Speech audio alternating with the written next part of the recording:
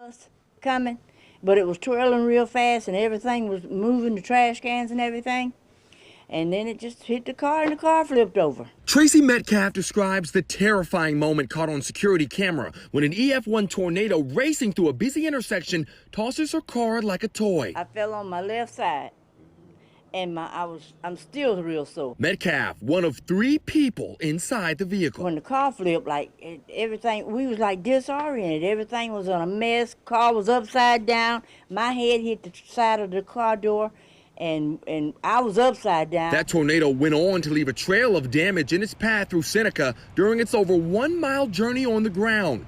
Today, cleanup efforts making progress. Everything's pretty much stabilized there. They're doing some repairs to a radio antenna tower that was up. Some contract work that's going to have to come in and finish the roof repairs and things like that. But the memory of being in the direct path of that tornado sticking with Metcalf for a long time. We could have got killed. I mean, that car just flipped over, just like flipping over one of my flower pots. You know, and so, yeah, we could have got killed, but the Lord spared our life.